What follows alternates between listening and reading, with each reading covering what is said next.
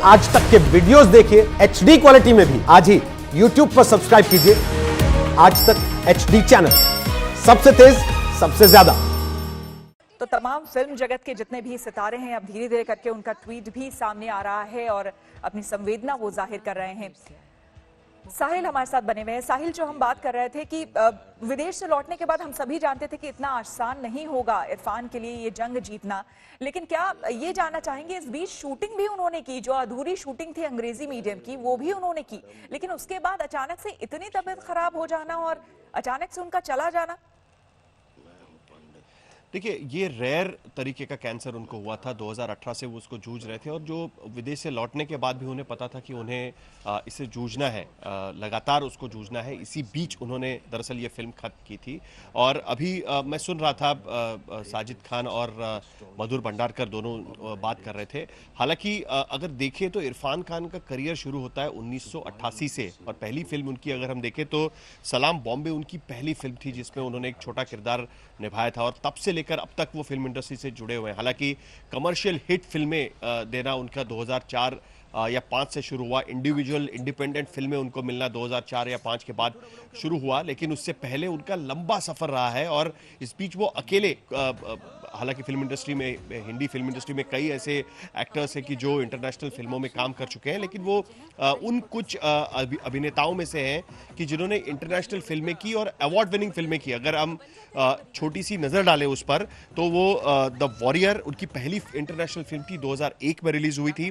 The namesake जिसपे तब्बू ने भी काम किया था, 2006 में ये रिलीज हुई थी। Darjeeling limited academy award winning film Slumdog millionaire, इसे कोई नहीं भूल सकता। पूरे भारत में दरअसल ये शूट हुई थी Slumdog millionaire. New York, I love you, amazing Spiderman में भी उन्होंने काम किया था। और आखिरी उनकी फिल्म जो मैंने खुद देखी थी और मुझे बहुत पसंद है ये फिल्म, लाइफ ऑफ पाई में भी उनका काम रहा है। जुरासिक वर्ल्ड 2015 की रिलीज थी और इन्फर्नो 2016 में।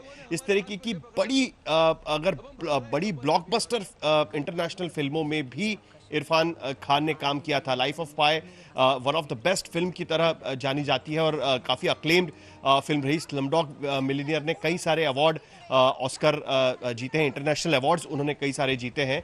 और जैसे मैंने कहा कि 1988 से उनका फिल्मी करियर शुरू होता है। दरअसल अगर हम देखें तो छोटे छोटे रोल, समांतर सिनेमा में काम, जिसे पैरेलल सिनेमा कहा जाता है, वो करते करते कमर्शियल हिंदी फिल्मों में भी उन्होंने काम करना शुरू किया। और उस 2004-2005 के बाद हासिल जैसी फिल्में जिसमें कुछ नेगेटिव रोल्स उन्होंने किए थे, पहले नेगेटिव रोल्स के जरिए वो अपने आप को साबित कर पाए। नेशनल अवार्ड्स उनको इस दौर में कहीं मिले और नए फिल्म मेकर्स को अच्छी कहानी ढूंढकर उसको फिल्म में उतारना, करीब करीब हर रोल के लिए उन्हें उनकी तारीफ हुई है। और एक अच्छा दौर उनका एक तरीके से शुरू हुआ था। इरफान खान आज की तारीख में लीडिंग एक्टर्स के तौर पर जाने जाते थे। 54 साल की उम्र में उनका निधन होना, जाहिर सी बात है कि जो साजिद और मधुर भंडारकर यहाँ पर बात रख रहे थे, अनुपम खेर ने भी उन्हें श्रद्धांजलि दी है और उनका भी यही कहना है कि आज की सबसे बुरी खबर उनके लिए, जिस तरीके से अमिताभ बच्चन कह रहे थे, आज की सबसे बुरी खबर उनके लिए यही है,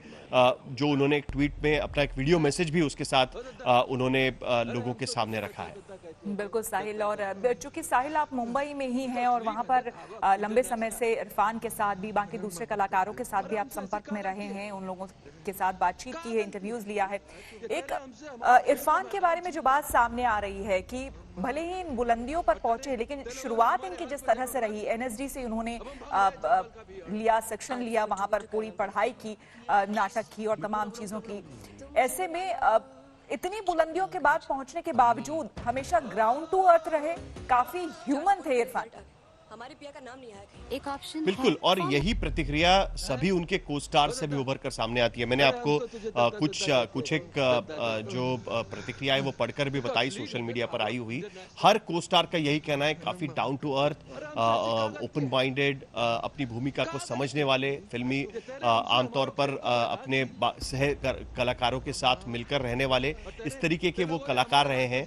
और यही बात बार बार उभर कर सामने आई है। हालांकि जिस तरीके से उनकी मौत हुई एक तरीके से झटका है, क्योंकि अब तक सबको यही लग रहा था कि वो सुधर रहे हैं, उन्होंने इंग्लिश मीडियम फिल्म कंप्लीट की, सबको लग रहा था कि दोबारा वो उनकी जिंदगी पटरी पर आ रही है, और ऐसा होते होते अचानक कल पता चला कि उन्हें कोकिलाबेन अस्पताल में भर्ती किया गया है, और उसके बाद आज सुबह यह खबर आना जाहिर सी बात है कि सबके लिए एक बहुत बड़ा झटका है, इंडस्ट्री के लिए। हालांकि सबको पता था कि 2018 से वो इस तरीके की दुर्धर बीमारी से जूझ रहे थे, वो विदेश में अपना इलाज करने के लिए भी गए थे और वहां से यहाँ पर लौटे थे, लेकिन उनकी फिल्मी करियर की जो छाप है, बिना ये उन एक्टर्स में से आपने जो सवाल पूछा था उसी बात को लेकर अगर हम आगे बढ़े तो उन एक्टर्स में से थे कि जो एक टिपिकल हिंदी फिल्म इंडस्ट्री के हीरो के छाप में नहीं नजर आएंगे, लेकिन अपनी भूमिकाओं से उन्होंने अपने आप को बड़ा किया। आपको याद होगा बिल्लू बार्बर जैसी फिल्म